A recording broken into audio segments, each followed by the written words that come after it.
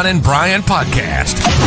Get ready to fill your ears with the latest news, politics, current events, and whatever else we feel like talking about this week. And now, your hosts, Ron and Brian. And good evening, everybody. It is Sunday night. It is 8 o'clock, and it is time for episode 346 of the Ron and Brian podcast. So many questions over the past week. So many people asking where Brian is. We can now say Brian had I guess, would you call it a misunderstanding with the good folks over at ICE, who accidentally, it seems, deported you over to the UK. Now, this is where things get interesting. Sure. As everybody knows, that I was planning on flying over to London to spend a week with my future bride's family. What I did not know when I arrived at the airport is that apparently I have been placed on a terrorist watch list. Apparently, many comments that I made about the Israel-Palestine the troubles, as we like to call it, that's going on over there. I made some very dangerous comments that apparently the government did not felt was anti-US. And as a result, I've been placed on a terrorist watch list. It will be interesting to see whether I am going to be allowed to fly back right now. I have a flight scheduled for a week from Monday. So therefore, the question is, Will I be able to return? Where will I be a week from today? We don't know. We don't know. So I had heard rumors, and again, rumors are not great to listen to. I had heard it was due to your consistently poor Peaky Blinders accent that caused a lot of this issue. Is that true or no? Oi, governor. By Peaky Blinders. By the way, yesterday there was a conversation at the dinner table over the correct pronunciation of the word. I'll spell it for you, and you tell me how you would pronounce this. All right. Butter. Butter. Butter. Oh, hold on. Did I hear you say that one more time, please? Butter. No. You don't pronounce butter that way. No. How do you pronounce it? Butter. Butter. Are you replacing the ER with an AH at the end? Oh, no. It's BUDHHUHH. It's butter. I think that's how Hulk Hogan says it. Doesn't work for me, butter. Then I literally had a table of about 5 adults all sitting there doing their best American pronunciation, some holding their nostrils and doing the batter. Like, it's wild how the pronunciations are different. One thing I will say I enjoy. So a friend of the podcast came in, married to Matt, part of the Jardy clan. I always enjoy when she does her English, when she does her American accent, I should say. And she did it when we were over at your house. And from what it is, do your most nasally voice. Right. That's do the most aggressively, angrily nasal pronunciation you can. And the thing is, as she does it, you're like, yeah, that's nailed it. Absolutely nailed it. It's like you were born here. Amazing. Even my girlfriend said, fiance, my fiance say, the lady, as I like to call her, she says that whenever she has to call like American customer service, she just literally will hold her nostril and then they can understand her. It's amazing. Ron, how has your week been? It's been good. It was, it's been busy. Spring seems to be tickling our ass with a feather. It'll get warm and then it'll get cold again. Very, very cold conditions this weekend with the wind and everything else. But listen, I'm happy to be alive. I'm happy not to have been deported, and I am ready to do this podcast. Brian, are you ready for Drink of the Week? Drink of the Week. Ready. Na zdrowie. Salud. Drink of the Week. Pleasure. Pause. Drink of the Week. Drink of the Week. Drink of the Week. Drink of the week. All right, Brian, what did you bring to the table for this international drink of the week this week? Listen, Ron, I've got a couple beers lined up right now. We are going to start off with from Vocation Brewery. This is called Naughty and Nice. This is their caramel cookie chocolate imperial stout. This one has crunchy cookie and smooth caramel flavors draped in a silky milk chocolate stout. Stick 2 fingers up to thirst. I don't know what that means. Coming in with an 8% ABV. Beer Advocate, right. Not a fan of the British beers. They're giving this only 81%. I would Really? show you what this beer looks like, but unfortunately, I could not find a clear glass anywhere in the kitchen. So I'm just going to drink this. Here's the can. I guarantee it's going to be dark. But it sounds delicious. It sounds it's either going to be delicious or extremely disappointing. Oh, that's good. All right. You absolutely get a chocolate flavor. You get the caramel flavor. And then it almost tastes watery, which I have found a lot of stouts. They look very dark, but they're not a very heavy beer. Coming in at 8% ABV, I will be having some fun tonight at After Dark. All right. Nice. I'm gonna keep drinking this one. Ron, if I may ask, on this lovely Sunday, what beer are you drinking this week? So not exactly a beer, but an alcoholic beverage nonetheless. I would say something I'm going to try so that you don't have to. This is Dunkin' Spiced, their caramel iced hard coffee. This is 6% alcohol content. Oh, I did not read the can first. It said to shake well.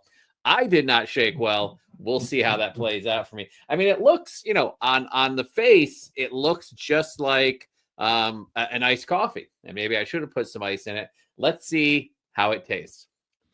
It does look like a lightly milked coffee. The man takes a sip. It's not bad. I'm pleasantly surprised. Hold on a second. He takes a second sip, because now he's going to get really the tones and the flavors. So, I think, a couple years back, I had those Rebel hard coffee lattes. I would say not as good as that, not as good as the PBR hard coffee, which I think is still the creme de la creme, but a very similar flavor profile with a nice coffee flavoring, a little caramel, but there's definitely a little something there that isn't doing it for me. But I will drink it because that is what we do. Question here, Ron, is how many of these did you purchase? I only bought one. I did a mix 6 at Giant, and I like doing mix 6s to try out stuff that I don't want to commit to a 6-pack of. And I'm glad, because if I had 5 more of these, I'd be very disappointed in myself. And I think that is one of the major advances that we have seen in the brewing community over the past, I'm going to say 4 or 5 years, is that you go back, you had to buy a 6-pack. There were no 4-packs. You couldn't buy something single. You had to buy a 6-pack of something. And if you tasted that first one and it sucked, it was a disappointment, because you're like, am I wasting 5 or am I going to the rest of this? Someone's going to drink them. I'm going to break them out at my next party, and someone's going to be stuck with it. And now you can buy one beer. If you like it, you go back and buy more. It's a beautiful, beautiful thing. There you go. Very beautiful. What's not beautiful is our beefs of the week.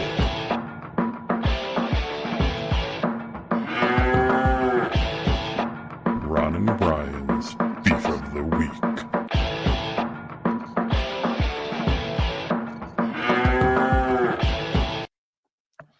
Brian, what's bothering you this week? I'll tell you what's bothering me this week is that March Madness has kicked off, one of my favorite times of the year. College basketball, I could care less during the regular season because so many teams make it into postseason conferences. You've got the NCAA, which has 68 teams that are invited into it. You've got the NIT, the CBI, the CIT. You literally have the creme de la creme, the best of the best teams going against each other, tournament style, starting, I would say, with the 3rd week of March and going for about 3 weeks, would you say? Maybe 4, roughly. they stretching it out. My beef of the week is that my lady, who I love, plan to marry, decided to schedule a 8-day vacation in the middle where I am off by about 4 hours due to the time difference. So first off the bat, I can't gamble on any of these games. And anybody that True. knows me knows I love putting a bet on any kind of sporting event. So first off, because I'm not in the States in the US where I'm allowed to bet on sports, international here, because I am not a resident of the UK, I'm not allowed to place any sports bets over here. So right off the bat, I can't even open up the apps even if I wanted It's a problem. Second of all is that I can't even watch the games properly because not only is there a time difference, but I'm over here with her family. I have to pretend like I'm not concerned about what the scores of these games. In fact, Right. I've already within 48 hours, I've reached a point that I don't care about the scores. And it's one of the most exciting weeks, that first week where you start off with 16 games Thursday and Friday, 8 games Saturday, Sunday, just of the NCAA tournament, and I'm missing all of it. Ron, that's my beef of the week. Fair enough. Fair enough. Ron? Yes. Ron? Yes, my friend. What's bothering you? So my beef this week is with this individual right here who has yet to be identified. This individual in question earlier this week broke into 2 local Elkins Park businesses. Right here in this photo, we see him breaking into Melrose Service Center, the official car repair center of the Ron and Brian podcast. He then went a block and a half away and broke into Goat House Creamery, the official lavender latte provider for Ron and Brian podcast, breaking the windows, causing damage, stealing the cash drawers, getting away with a few $100s from each business. These are both hardworking businesses, both small businesses. Sucks that they would have to go through something like this. And so I think it's important for us to clarify that we only condone violence against the 1%. If you want to set a Tesla on fire, fantastic. If you want to shoot a healthcare executive in front of a hotel in Manhattan, fine. Perfectly If okay. you want to boycott major retailers for getting away from their DEI policy and subsequently tank their stock price, 100% behind that. But let's leave the small business people alone, Brian. That's my beef this week. That is honorable, and I agree with that. That's actually a terrible thing. It was funny if you put that picture back up again. I think I have a jacket just like the one that man's wearing in a similar build. You think so? Let me hold on. Let's pull this. It was like apparently a black and blue jacket. I bought that at Kohl's. I would say the fall of 2019. It was $19.99, slightly off-sized, but just keeps you very warm on a windy, rainy day. Well, it was a black and blue jacket, ripped black jeans, and something red on his left hand. His face was covered. They did find some evidence. Hopefully, they will be able to track this individual down. Hopefully, it wasn't you, Brian. I don't know where you were. No. It definitely wasn't me. All right, good to hear. Next up, let's talk about our stories of the week. As many longtime listeners know, these are the stories that we grab throughout the week. Make sure that we don't miss out on. And Brian, what is your story of the week this week? Okay, my story of the week takes us all the way out to the great state of whatever state this is from, California. Listen. We know that California has gone through a period of time where the woke DEI initiatives have taken over the entire state. Taxes are outrageous. Their prison system, out of control, too lenient, if you ask me.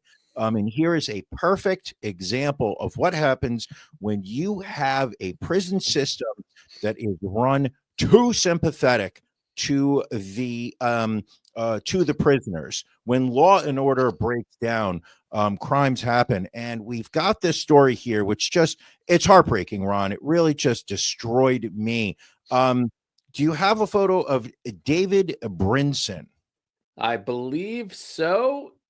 There he is. This is David Brinson. Okay. Now remember always, people, innocent until proven guilty, correct? Typically, yes. Okay. Except maybe in this case. Well, David Brinson is currently serving life for 4 murders. Sure. He is being referred to as a mass murder. His wife, Stephanie Dowells, a 62-year-old grandmother, went to visit David recently at the Mule Creek State Prison near Sacramento for what was being described in the media as a conjugal visit. Well, while Stephanie was spending her one-on-one unsupervised time with David Brinson, somehow she ended up dead after an unsupervised overnight visit. So apparently, if you in California, if you have been found guilty of 4 murders, you are serving life. You're allowed a conjugal visit, unsupervised. So Stephanie, according to David, she slipped and fell and somehow was uncommunicative when he woke up in the morning. Investigators, however, say that she had been throttled, ruling her death a homicide. So David, who is only 54, I see he likes the older ladies. He has been charged. He is going to be charged with aggravated assault and murder. Her children, Dell's 2 children, are demanding to know how she could be left alone with a known violent killer. Her son, Armand, a lot of good questions there. Yeah, her son said, "How could they let this happen? I just don't get it. Given the history that this guy has, we want to know, how is it even possible for them to be unsupervised? My mom was left alone. She called for help, I'm sure, and there's nothing she could do." Apparently, in California, in the Department of Corrections, they say that only inmates that are currently banned from so-called family visits are those on death row and sex offenders. So as long as you do not rape, you are allowed conjugal visits, regardless of the number of murders that you commit. Utterly disappointing in California. But it sounds like are these like overnight conjugal visits? Or yes. Is he saying like, that's what blows my mind. Just like an unsupervised overnight visit. I get the conjugal visit part. I get leaving someone alone overnight with a quadruple murderer feels like a bit of a miss, and I can't believe it takes place in Donald Trump's America. Ron, you're incredibly soft on crime. Can you explain to me the logic in allowing conjugal visits for prisoners? Now, the way I see it, you're in prison. You are being punished by society. You have been taken out. No, obviously, maybe they are trying to ensure that the recidivism rate is lowered and that they're going to rehabilitate and whatnot. But which I believe has been proven doesn't work. Prison is well. Is if you're doing life without parole, you're not going to be out on the street again anyway. What is the logic for a conjugal visit that this man is allowed to have sex with a seemingly willing female partner? My only thought, Brian, and again, this is just a guess. Defend your liberalism. Perhaps they do this as an outlet for these prisoners. They're locked up. They're going to be locked up for the rest of their lives. Maybe this is an outlet for some of their emotion, maybe some aggression. Maybe it is meant to hopefully reduce the number of incidents of prison violence by giving them this connection to the outside world. My only guess, the only thing I can think of. Okay. I don't see it. I'm not seeing it, Ron. Listen, you are tough on crime. That has always been your stance throughout your life. And, listen, you're consistent at least. Sure. Ron, what's your story of the week? So my story, Brian, is about Hot Pot, something that is near and dear to both of our hearts. We have received many photos of you breaking a massive sweat because you do like the spicy hot pot, and the spicy hot pot does not like you. Well, there is a chain, and I'm going to pronounce this wrong. Is it Heidelau? Heidelau, which I believe you've taken me and the missus to the one in Flushing, New York, correct? Yes, that is the one that we went to. I consider it the gold standard of hot pot. Hands down. It is the cleanliness there off the charts. So relatively few of these in North America, but about 1,300 altogether. This is referring to one of their Shanghai locations. They recently had to offer apologies as well as compensation to over 4,000 diners who visited one of its Shanghai locations after two teens were caught on video urinating straight into the hot pot broth.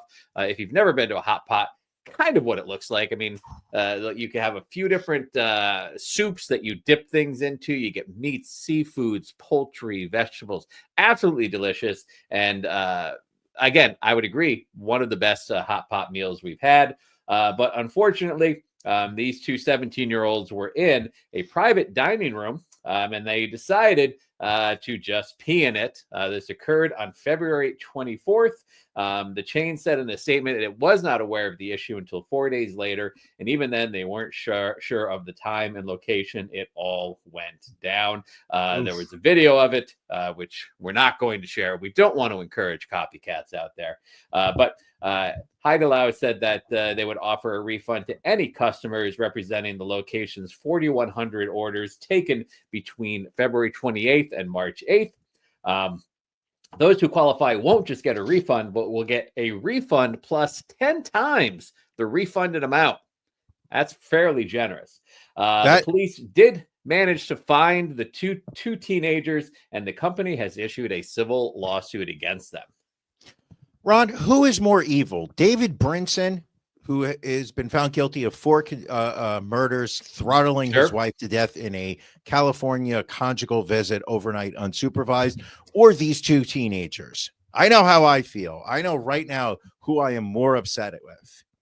I mean, and again, I don't want to downplay the loss of life, but I got to feel if someone has already killed 4 people, it's just on brand at this point. Of course. But he's going to kill somebody else.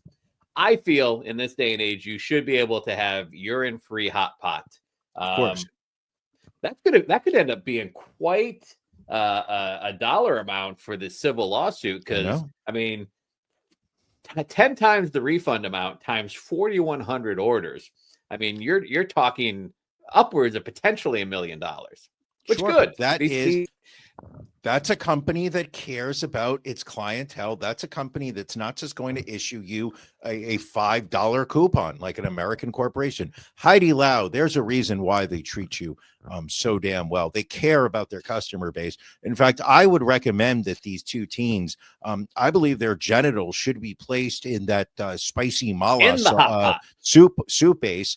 Force their genitals into one of those quadrants, let it boil for about 3-4 minutes before extracting the teenager's genitals.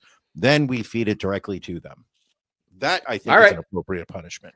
Listen, you, again, tough on crime, consistent. That is who you are. I get it. Always. Always. And we've done a lot of hot pot. I've never stared at the hot pot broth and been like, I need to piss in this. I don't get these kids today, Brian.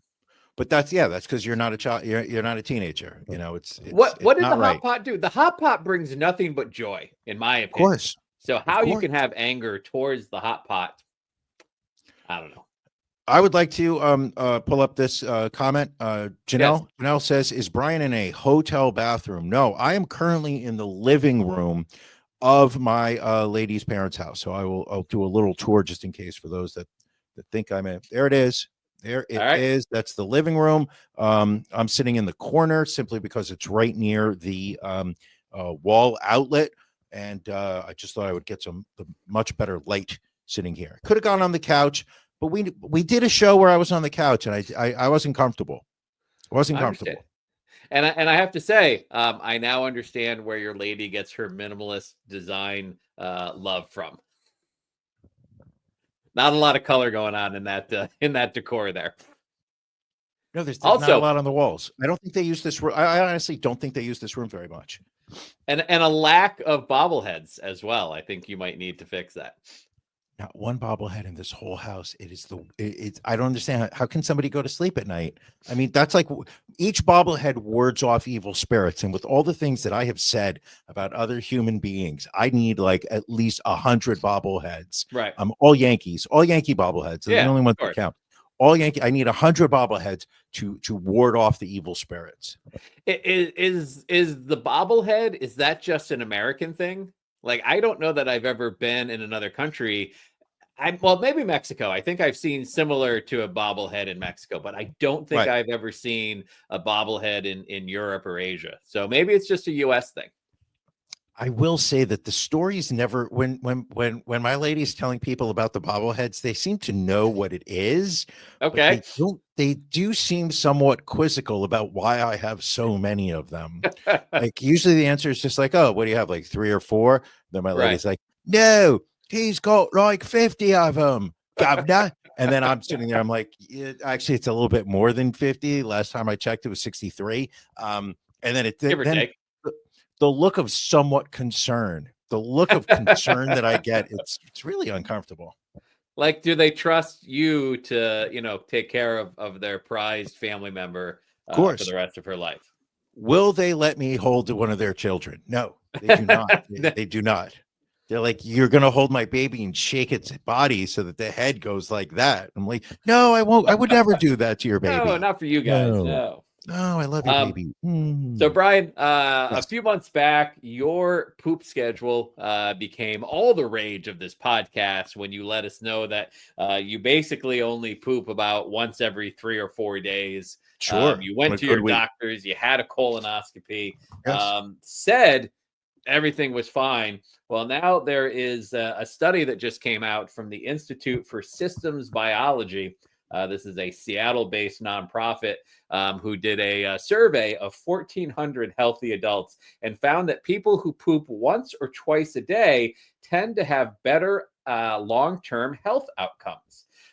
So basically, they had the recipient, the survey participants self-report their bowel movement frequencies. If they only had 1 to 2 bowel movements a week, that meant they had to self-report as constipated, where 3 to 6 per week was considered low normal. High normal was 1 to 3 per day. So apparently the science behind this, Brian, is they found that when your poop lingers for too long, it starts to build up a level of toxicity in your bloodstream that can have all sorts of negative effects on various parts of your body, especially the kidneys. The more regularly you poop, the more toxins you get to flush out before they start to become a problem. I'm on board, people. To me, I would like to poop more. I've been a lot more regular with taking my Metamucil. There you go. A little wordplay there, people. Yeah, very clever. It's had a slight improvement on how regular I am with pooping. I mean, I'm a little bit better, but not great. I would say now I'm probably going every other day at this point, which is a major improvement, but still not once or twice a day. So the recommendations: you want plenty of fiber fermenting bacteria in your gut microbiome that doesn't stick around so long that it eats up all of the fiber inside you. That's why they say the sweet spot is 1 to 2 poops per day. But also, eat way more fruits and vegetables than you already do. Only 1 in 10 adults apparently eat enough fruits and vegetables on a daily basis in the United States. And then drink a lot of water and remain physically active. And that should help with your pooping. I'm definitely good on the water. I'm doing a lot more exercising than I used to, and ultimately, I'm going to start pooping more often. I think you've been working on the probiotics as well. Like, I think I'm doing yogurts. I'm doing some yogurts. I'm doing the Metamucil more. So it's like I'm definitely instituting a little bit more of a hygienic push into my intestines. A hygienic push into your intestines was a good Friday night for you in college, if I remember correctly. I'm not debating you. You are probably correct on that. What I will say though is I don't think JoJo is here in the chat right now, but I can guarantee you, no matter how many probiotics I'm putting into my body, it's not going to be enough for her. She's going to tell me probably more probiotics. You're not taking probably not. Yes, Brian, 1,200 milligrams. Yes. Keeping with the poop theme for a moment, we're going to go north to Canada, where the U.S.-Canadian relations obviously strained since President Trump took office and has consistently referred to Canada as the 51st state. Now, legend in Canada, hockey legend Wayne Gretsky, catching some fire as well, because he has a close friendship with President Trump. There is a statue of the former Edmonton Oilers great, which stands outside the team's home arena of Rogers Place in Edmonton. And people noticed on Friday, someone had smeared poop all over the bronze version of Gretzky's face.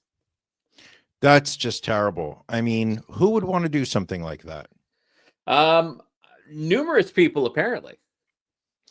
Yeah, I mean, we're at a stage now where, I mean, let's face it, politics has become big business. True. 30 years ago, political beliefs are something you kind of held to yourself, and people judged you on your personality. By the way, is that a poop? Is that photo does show the poop on the statue? Oh yeah, it's on the forehead, it's on the face. There's some on the chest also. Like, I think it was flung. I don't know if it was necessarily smeared, but definitely flung, it looks like. Do you think like a monkey came by and just kind of like reached down and just started throwing its poop at it? At this point, anything is up for discussion. Goes, yeah. But it is, also can note Gretzky was booed when he appeared at a televised Canada-U.S. hockey game earlier in the month. And an online petition to rename Wayne Gretsky Drive in Edmonton has gained 13,600 signatures. Apparently, also, many Canadians are now rooting for Alex Ovechkin of the Capitals, I think. Because he is only, I think, 8 or 9 goals away from breaking Wayne Gretzky's all-time goal-scoring record, which was one of those records that I think many people thought would never be broken because of how impressive Gretzky was when he played. Prolific. But I think Ovechkin has just played so long that he's probably going to break that record before the end of the season, and I think Canada will probably be very happy with that as well. Ron, who do you think had a greater impact on their sport? Do you think it was Gretzky with hockey, or do you think it was Michael Jordan in basketball? That is, that's a good question, and I'm not 100% sure. I think Gretzky elevated the game of hockey. I think Jordan changed the game of basketball. That's good. I'm not even going to tack on to it, because I think you said it incredibly eloquently. One thing that frustrates me with sports, and we see it a lot. Do you feel there's a need to determine who the best ever in any sport is? That's a debate, and that is a conversation that I refuse to participate in, because I believe that as time goes on, first off, people evolve. The sport evolves. The NBA now is a very different game than it was 40 years ago. You can't compare a player 50 years ago to a player now, which is why I think I kind of look at one of the comments you just made, which is, how much does one player change the game? You look at the NBA prior to Michael Jordan, you look at the game after him, it evolved so much in such a short period of time when you look at the history of the NBA. And I think all of that had to do with Jordan. You can say other players put up more points than him, like LeBron may put up more points for him. I don't think LeBron changed the game in any way. Right. He followed in Jordan's footsteps. And imagine what the sneaker game would be like if there was never Air Jordans. Like, I think Air Jordans have created, 30 years after the fact, an entire industry of these sneakerheads that will pay hundreds of thousands of dollars. Sure. And I think ultimately, you look at a guy like Kobe Bryant, incredible player. Yes, he was an incredible basketball player. Was he a good passenger in a helicopter? I'm going to say no. He didn't. He did not know the whole. Understood.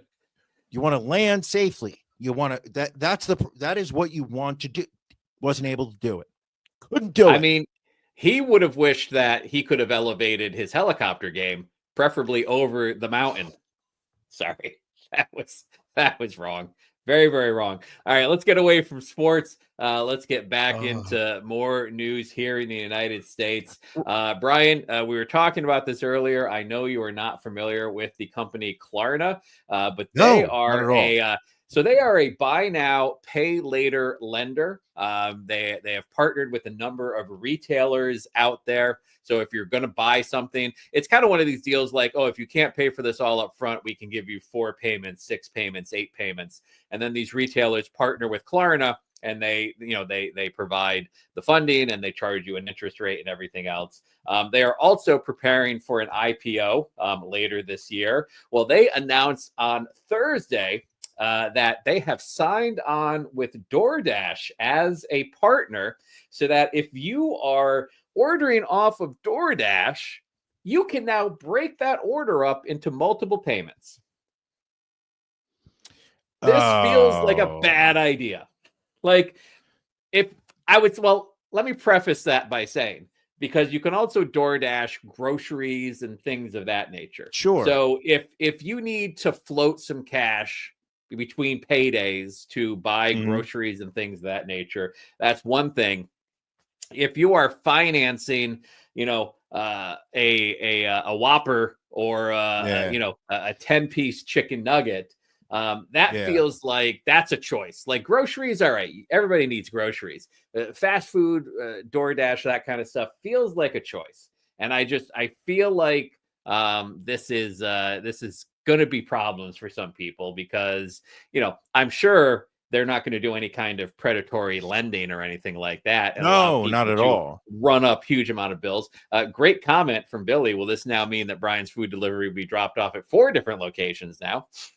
Very possibly. Very possibly. Why do I get shit for a food delivery, but your grocery order from Walmart just slides right underneath the radar, and you're never held accountable for that? Good question. And they screwed up again this week, Brian. They left out my fat-free milk, but more importantly, my buttermilk. Been on a big buttermilk kick lately. What kind of milk? Buttermilk. Butter. Butter. Are you drinking buttermilk? Buttermilk? Ron, can you ask me what I'm drinking? Well, what are you drinking? What am I drinking? Ron, mid-episode, Siren Craft Brewery offering up their Red Berry Rhapsody. This is a fruited sour. You know I love fruited sours. And if you thought the big fruited sours were just for summer, think again. The nice people over at Siren Craft are bringing berry and cherry vibes with a thick smoothie body, a medley of sweet, tangy red fruits, and just a hint of balancing sweetness. It's tart, it's juicy, and it's refreshing. It's coming in at 6% ABV. The nice people over at Beer Advocate, once again, judging British beers differently, only a score of 80. I am drinking this beer right now. That is tough. Like how if it's only 80, the other one seemed like you enjoyed it. How are you feeling on this one? You know how the American sours have like a sweetness to them? Yes, I'm familiar. So you've got like the sour flavor where you're kind of like, you're grimacing a little bit. You got the tartness, but you also have that sweetness there to kind of offset it. This does not have the sweetness. I'm enjoying the shit out of this. Don't get me wrong, but this is gonna. You may see me pucker a couple times, and I'm not just talking about this set of lips. Well, we were talking about March Madness and gambling earlier. The American Gaming Association estimates that college basketball's March Madness will bring in $3.1 billion in bets this year. But one suburban Chicago father has a warning after he was left feeling ripped off to the tune of $400,000. This is military veteran Mark Aiello. He went back to civilian life. He started a family. He moved back to the Chicago suburbs, and he had a Chicago Bulls Indiana Pacers game scheduled on Sunday, March 2nd. About 7 hours before tip-off, he opened up BetMGM and put money on the matchup. Now, first off, I would be nauseous placing these type bets, but he placed 4 $500 bets on rebounds and assists by certain players. Is he 6 insane? legs. So he had some parlays. He had 6 legs of the game, needed to go his way to win. He had 350 to 1 odds, but he hit for the total of $389,000. But when he went into his BetMGM app, he noticed that his bets had been canceled just minutes before tip-off. Apparently, MGM said that there was a, quote, obvious error of incorrect or inflated odds per the house rules, and they voided his bets before they could even happen.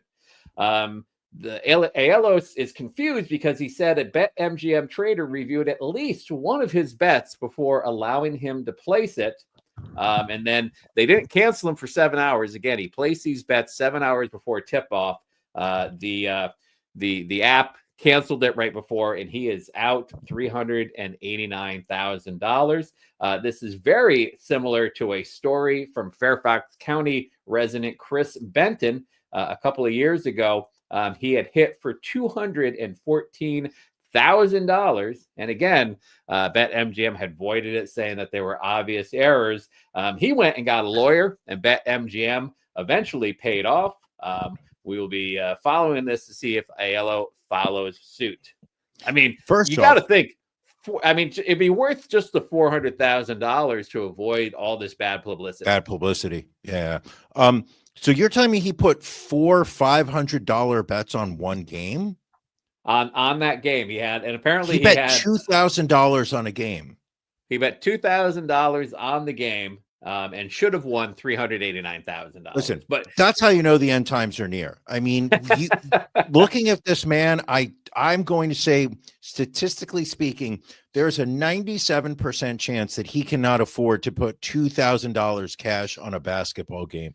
Obviously, it paid off, but how many stories are there out there of white American males who look a little pasty, who are betting the money that they cannot afford to lose? Like the thrill of gambling. Like, I can't wait for the documentary 5 years from now, 10 years to go, to talk about the financial devastation that the sports gambling community has inflicted on the fan base. Sure. You know, when we were coming up, it was taboo to talk about sports gambling. It was something that you talked about under the radar. People had bookies that were going to break your kneecaps if you didn't pay them. Now you've got sports uniforms with a DraftKings logo on it. And it's one thing you can't even talk about, except for Labor Smart stock that you can always talk about. Still worthless. Thanks, Ron. I'm down $2,600. So I want to thank you for that. Yeah, I mean, it's wild that there really is no repercussions, you know, for a sports app other than giving them bad publicity. But it is interesting. You mentioned, like, you know, this guy probably isn't in a place to drop $2,000 on a game. Yeah. And he does, as they're interviewing him, he does talk about, well, I was thinking about, you know, how I could buy my daughter toys finally and put aside money for her college education. It's like, if you can't buy your child toys, maybe don't drop $2,000. To your point on, I mean, it is like when in lottery, when you hit, I mean, it sounds like it was 6 legs per bet. So he had 24 legs that had to hit, which, as anyone who gambles as incessantly as we do can tell you, even a 2 or 3 leg parlay is difficult to hit. Of course. By the way, not to interrupt the show, but I'm going to. Happy birthday shout out to a loyal friend of the show, Jojo, who here is complaining that we have changed the time that we are recording. An email was sent out yesterday to the entire Patreon community that we are going to be pre-recording this show. Apparently, Jojo thinks that it's my fault that she didn't check her email for about what is it, about 18 hours since I sent that email out. This is not you can check your emails, Jojo. Also, I believe it was referenced earlier today in our group chat with our page with some of our Patreon subscribers. Ron, back me up on this, please? I mean, I'll back you up to an extent, but victim blaming is always a bad look. You're saying I shouldn't be blaming her? Correct. And we'll give everybody a heads up. We will also be pre-recording next Sunday's episode as well, because someone has decided to take an 8-day vacation. Well, listen, I'm getting married later on this year, so there are preparations that need to be made in person. Hence, I'm here for 8 days. Love my lady, by the way. But happy birthday, Jojo. I hope you had a great day. And what a nice way to spend your birthday than with Ron and Brian and our community. I think the beer's kicking in. I think so as well. Let's go. By the way, not to interrupt you, Ron, but I have another 8% beer for after dark. Oh, boy. Let's go to Washington, D.C., where a postal worker who delivered mail in that area was found guilty of stealing $1.6 million worth of checks from people's mail. This is 44-year-old Hachikosela Muchimba, who committed the crimes between December of 2020 and March of 2023. A lot of the checks came from private parties. I think he did that thing where I think they call it check washing, where you take a check and you wash it and you make it out and change the amount. So he got caught after it was discovered he was depositing the checks into bank accounts under his control. Evidence that was backed up by surveillance video. He apparently used the proceeds to fund a lavish lifestyle that included international travel, stays at luxury hotels, and purchases at gentlemen's clubs. I mean, that sounds like a 3 for 3 for Brian right there also. Brian, how many $900 strip club visits could you make for $1.6 million? Listen, I don't know math very much. I'm going to say that I could make at least 120. All right. Well, he was found guilty of conspiracy to commit theft of mail and bank fraud, theft of mail, and engaging in monetary transactions derived from unlawful activity. On top of that, Brian, he was found guilty of unlawful procurement of citizenship or naturalization after it was discovered that he had lied to immigration officers when he told them he had not been previously arrested. He is facing up to 10 years in prison with the chance of administrative denaturalization, otherwise known as revoking his citizenship. And I would say, given the current administration, that will probably just be a given. Absolutely. Can you imagine the rage that the white nationalist ICE is experiencing right now, looking at an African American that was not born in America stealing $1 million and spending it at strip clubs? Like, do you realize how much fun this guy had? And I'm not condoning the behavior, people. I'm not saying it's right. Do not want to encourage anybody else to do that. But can you imagine the level of fun? Like he literally was probably sitting in one of those champagne rooms with like 8 gals, supporting them, helping them with all of their, life's issues. And like 2 girls would just open the door and be like, "Hey, can we come in? It's going to cost you." And he'd be like, "More the merrier. There's a party going on. Money's not an object. Come and join us." Like $1 million. Good for him. I hope he enjoys whatever country he is from. That's where he's going to. What I don't get is how this could go on for like 2.5 years without him being caught. I don't know. It literally is just incompetence and bureaucratic nightmares. Companies, especially the larger a municipality or larger a corporation, the easier it is to just get away with this kind of fraud. Well, we will see if he gets to stay in this country. In the meantime, moving over to Indianapolis, a mom allegedly barged onto her son's middle school bus with her teen daughter and beat the boy's alleged 14-year-old bully so badly that the child suffered a broken nose. Latia Hentz, age 36, her daughter, age 17, and son, 13, were caught on the bus security camera and in viral videos taken by the students, allegedly attacking an 8th grade student in Warren Township, a suburb of Indianapolis, back on March 6th.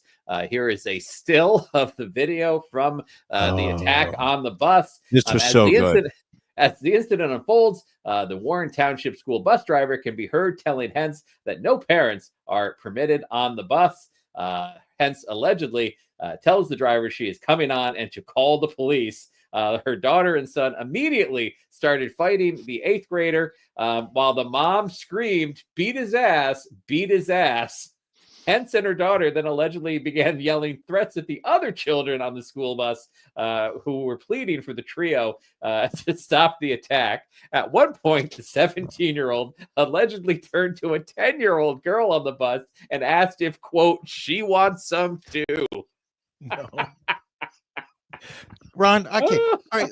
All joking aside, and I like let's pretend that there's no way that these actions will have any ramifications on the rest of your life. Sure.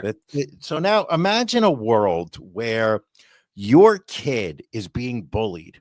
And right. You come home from and you're sitting at home. You come home from work, or since you work from home, you leave your lofty home office that overlooks your pool, your personal pool, by the way. And you come downstairs at the end of a short work day. I mean, you put in what, like 3-4 hours a day of work.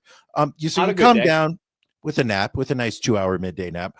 You come downstairs, your kid's sitting there, scuffed up a little bit, maybe a little bloody lip or whatever. He's like, "Yeah, I'm getting beaten up on the school bus," and you're like, "Oh gosh, I'm going to go to the school and complain." And you go to the school, and they're like, "Well, there's really not much we can do. There's no evidence. It's a there's nothing we can do unless we know exactly what happened." She said situation or whatever. Exactly.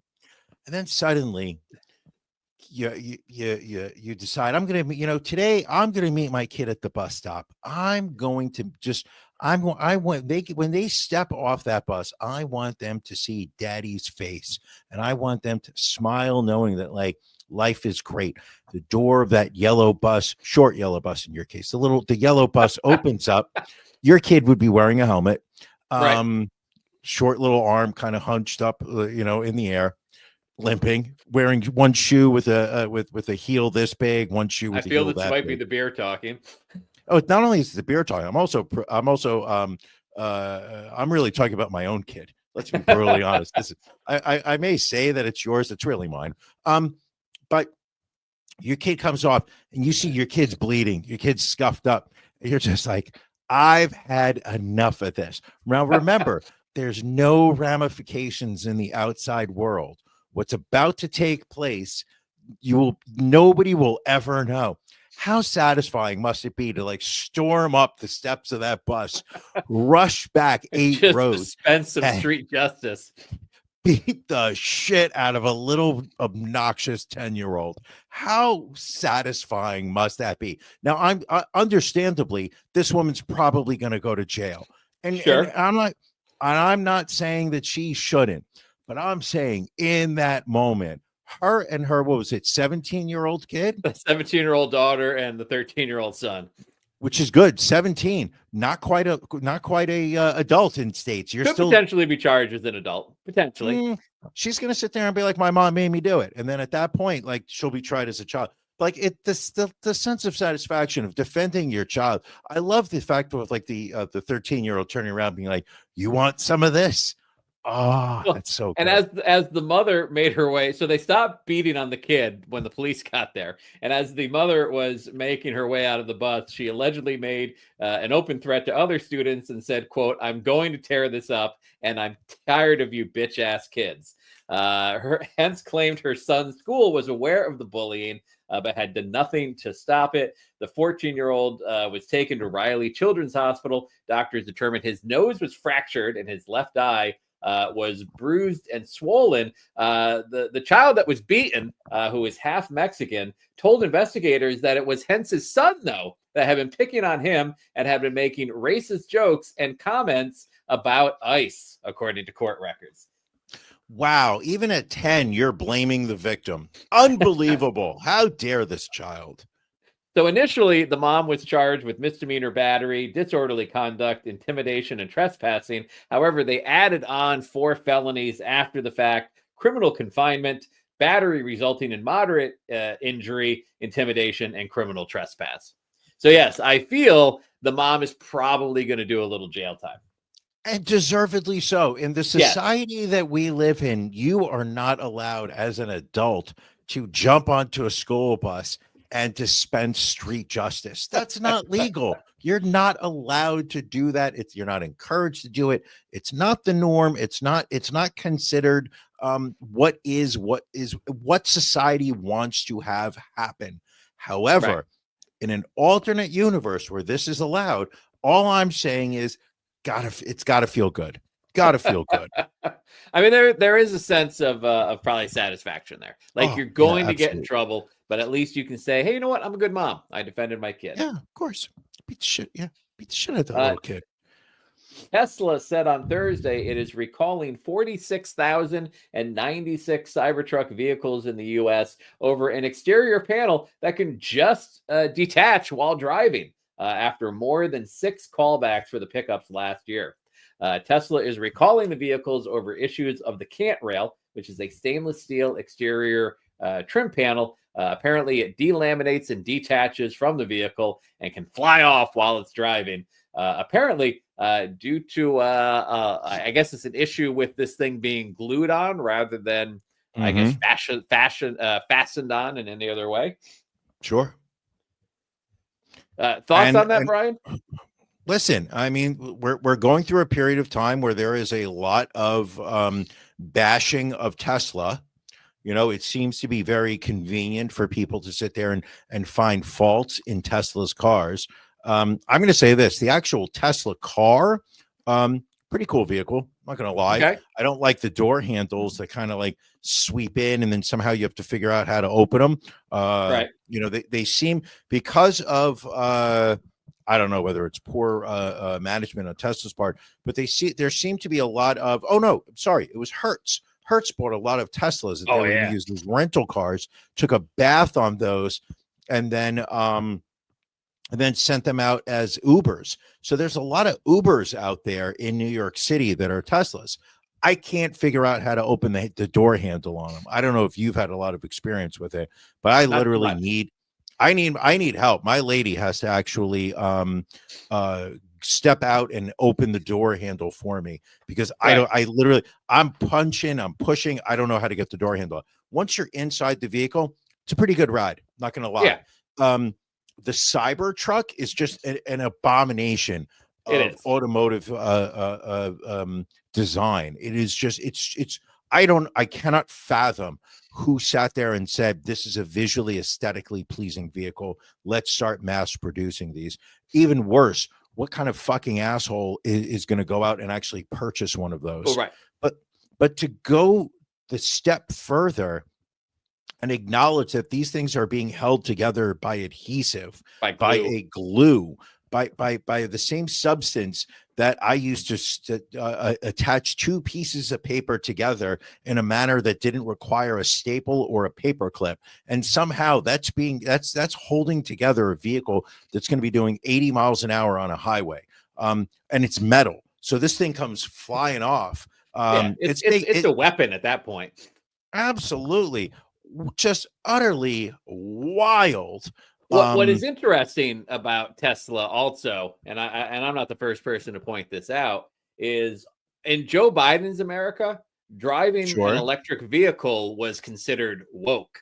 But now conservatives are lining up to buy Teslas. I will say, we rented that Tesla SUV for a day when we were out in Vegas for your birthday a few years back, and it was perfectly fine. It got us where we were going. But the charging station debacle, like, thank God we got to the charging station when we did. I think we went there before we even picked you guys up to go out to wherever we were going. But we got like the last charging station at this one spot in Vegas, and by the time we were done, because it took us a half hour, there was a line of like 20 Teslas lined up that needed to get charged also. Ron, I think you're thinking of a different trip. We didn't rent a Wow. vehicle when we were in Vegas. You sure? Yeah. Pretty sure. Or maybe it was after you left. Maybe it was before you got there. Maybe I'm just drinking. We didn't rent it. We didn't have a vehicle when we were in Vegas. You sure? Yeah, we took a cab to go see Daniel Tosh. We took a cab to go over to the strip. There was no vehicle. We rented the villa at the pool. We never rented a All car. right, maybe I'm thinking of a different one. Well, anyway, I've rented a Tesla SUV before, and it wasn't that bad. I've never seen Tesla SUVs. That's not a It's like Cybertruck. it's like a bigger Model S. I forget what the model's called, but it still has like Okay. the door. It's a 4-door. It's got the Really? doors that opened up Mhm. like a DeLorean. It's just bigger. It's got bigger space. Never saw it. Yeah, well, that's your I problem. will say that the lady and I have rented cars, also known as the lady has rented a car while I hang out with her. And Hertz is the more popular option in the area surrounding the Whitey McIvory Tower. They offer Teslas. It seems like their go-to to rent to you is a Right. Tesla, and we deny it so frequently because the charging stations have not really been standardized outside of metropolitan areas. So if you're renting a car and you want to drive up to, say, Boston, once you get outside of New York and you're driving that like 4-hour stretch through Connecticut into Rhode Island and Maine, Vermont, one of those, you can't find a Tesla charging station before you hit Massachusetts. So it just becomes it's a deal breaker. Well, that's why when you use the GPS inside of a Tesla, it will direct you to a charging station because it knows when you're going to need to stop for charging to make your trip. Ron, according to JoJo, I confused your trip when he rented to pick up one of his furry friends. Possibly. You know what? Get to my age. You forget a lot of things. I will also agree with Janelle. Rivian is a very sharp looking EV. They make the pickup truck, but it's got all sorts of like cool accessories and whatnot. Rivian? Why have I never heard of those vehicles? I don't know. But again, it's just one of those things to your point. Like I'd rather just be able to pull up to a gas pump and fill it up and be gone in 2 minutes versus having to sit and I think when they make the batteries so that they're longer lasting, I would probably be more inclined to get one. Yeah, absolutely. And the thing is, it's like, you see it here in Europe, when I've in all my many travels over here, electric charging stations are everywhere. They've really embraced the electric vehicle. America's dependence on fossil fuels is just, it's out of step with the rest of this world, which is why I like spending so much time over here. It is my second home. It is. What is also interesting is the tax credit for purchasing an electric vehicle is one of the few things that Trump has not gotten rid of from the Biden administration. Well, that's because Elon Musk benefits from it. Well, exactly. Speaking of Elon Musk, his estranged daughter, Vivian Jenna Wilson, addressed Elon Musk's tweet about her recently. She's transgender. She transitioned from male to female a few years back. He dead named her online and said that she was, quote, killed by a woke mind virus. In an interview with Team Vogue, Wilson explained she'll, quote, see things about Musk in the news and think it's fucking cringe, and she should probably post about this and denounce it. She also denounced his Nazi salute at a Trump rally, calling it insane. Like, he's horrible to even his children. Like, it's just I don't even listen. Any parent to sit there and say that your child is dead, right, because they became transgender. I mean, like, it's almost as if he's leaning further and further right because he feels that that's just a good political move, as opposed to, my kid thinks I'm an asshole and won't talk to me now. Like, instead of just sitting there being like, oh, maybe I've done something wrong as a parent, he turns around to be like, oh, my kid's been brainwashed and therefore my child is dead to me because of the woke mob. By the way, watch me balance a couple spoons. Good point from Billy. He's got 12 other kids. So, I mean, I guess he can lose one and still have a dozen. That's another one. The right wing, the people that are on the right, they all talk about their family values and how they believe in the nuclear family, but they will literally simp for a guy who's had 13 kids with like 8 different women and is openly not married to any of them, seems to have zero interest in getting married to any of them, but is just sitting there dropping his sperm with all these chicks to sit there and be like, oh, we be fruitful and multiply and have his, spread my seed across the board. Ooh, look at the way I balance this fork. Like as if somehow, he's making the next generation smart. Meanwhile, he's weird. The guy's fucking weird. And somehow he thinks he should be the norm for the next generation of society. Listen, the only values that the far right embraces are, selfishness and hypocrisy, it seems. Oh, and power. Power. That's it. To me, everything is an offshoot of power. They want power. And as long as they're in power, everything is okay. It's when they are not in power that they just freak out and cannot understand how to carry themselves. What's also interesting, and probably something Elon Musk should be focusing more on, is the absolute cratering of Tesla stock in the last 6 months. I mean, it was trading as high as $488. It closed at $248 and change on Friday. So I mean, that is, for the people that hold this, billions of dollars of stockholder value wiped away. And I've heard, I don't know how much truth there is to this, if the Tesla stock drops below $150, then the bank that holds his loan for Twitter is going to call the loan, because he used all of his Twitter. He owes all of his Tesla stock to finance the purchase of Twitter.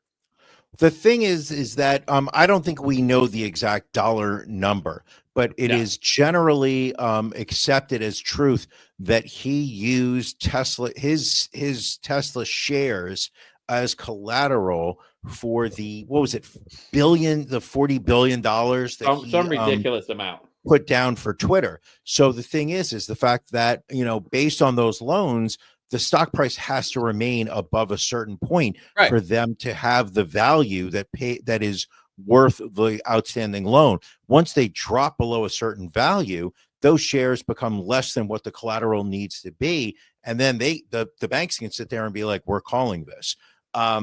Will they? No, because they're not in the business of owning Twitter. They want to be in the business of collecting interest payments. That's what banks are on. So they'll make another deal with him and let him refinance that loan. Unless it's more valuable to a bank to own Twitter. No, Twitter's worthless. It's become too politicized. No, it's become too politicized. Banks don't want to be political until some bank decides they want to be the MAGA bank. And I guarantee you there's some community bank in Nebraska that is waving the American flag. You said something which I think is incredibly important that I've already forgotten about, which is that during the last administration, electronic vehicles were a symbol of liberalism. It was seen as a rejection of the fossil fuel industry. It was a rejection of sending money to the oil companies, and it was seen as a liberal product. You saw when the Prius came out. You were a soy cuck if you were driving a Prius around, because it was like, you don't want to drive a V8 Hemi. What's Hemis? What was the term for those engines? Hemi engine was the big one. That was if you had a small penis, you drove a Hemi. Yeah. Now, allegedly. And now suddenly, because Elon went out and spent, $277 million to support Trump's reelection campaign. And Trump has now embraced Elon as like, you're Mr. functionality, and you're going to find the most efficient way to run government, and I'm just going to let you do almost everything in this administration for me. Right. Suddenly you've got these Republicans that are like, oh no, we need to go out and buy Tesla. You got these Fox fuckheads who are out there talking every day about how they're going to go out and buy a Tesla. They're going to go support a great company. And then you've got police officers that are literally standing protecting a Tesla dealership. That is where your tax dollars are going to pay for salaries to protect Elon's car dealerships. And suddenly you've got Republicans that are saying they're going to drive a Tesla instead of a Ford or a G. It's wild how, I mean, look at the way that Pete Buttigieg used to get grilled on Capitol Hill when he was the Secretary of Transportation, talking about how the government was spending money on electric vehicles. Sure. And, Amazon is woke because they're buying all these, electronic trucks. Now it's like, well, as long as we can give our money to Daddy Musk and support Tesla and SpaceX and all this other stuff, well, now we're okay with it. Utterly wild and so disappointing if this is the world we live in. Well, Brian, another tremendous hour plus. Thank you from doing this from your undisclosed location in the UK. No, thank you for adjusting your schedule. I'm 4 hours ahead of you. We're recording this Sunday, your afternoon, my evening. It's 10:10 my time. It's only what time you're at 6 o'clock? 6:10. I know the time zone confused you earlier today. Okay, people, the UK has not embraced daylight savings time yet. They're doing it in a couple weeks from now. So instead, the usual 5 hour difference is now 4. Really fucked me up earlier, Ron. There was a lot of back and forth. There's a lot going on. But no, thank you for being able to change your Sunday schedule so that you could accommodate the fact that I'm overseas today, and yet still be able to do this podcast. My guess is that ICE will not allow me back in the country on Saturday, so I will probably still have to do this from my secret bunker in London. So it's not thank me for finding time. It's thank you. All right. Well, anytime. Next Sunday will be also our pajama party for Patreon. So get ready for another exciting round of, I believe it's Can You Beat Ron this time, because we did Can You Beat Brian last time. But if you're not a Patreon subscriber, go to ronandbrianpodcast.com, click in the upper right-hand corner to become a patron, and then sign up for it. Brian, it looks like you were going to say something. I'm going to say I think we may need to push Can You Beat Ron back 1 week. Listen, you put it out to the Patreon folks. At 51%, I say we let the Patreon subscribers decide. And Janelle, another great suggestion. Maybe we have to use spin a wheel to determine when the next podcast will actually be recorded live for people. I don't see anything wrong with the current system. Ron and I discuss what's going on in our week. We discuss if there's an issue, if there's a conflict, we reschedule, and then we communicate that in advance time to our Patreons who are our favorite fans. You're friends of the show. We want to make sure that you guys can watch this. All right, maybe be more consistent. Listen. You're taking some heat this week. You're taking some heat, but that's all right. And I'll take it. But you know what? We're going to do After Dark after this. I may be in London, but there's still spicy stories out there. Still time for it to happen. All right, Brian. Well, let's wrap this up. Let's get ready for After Dark. Folks, thanks for joining us. We will catch you again next week. Thank you for joining us on the Ron and Brian podcast. We're live each week on YouTube, Facebook, and Twitch. You can find prior episodes, links to our social media, and everything else Ron and Brian at ronandbrianpodcast.com. See you again next week.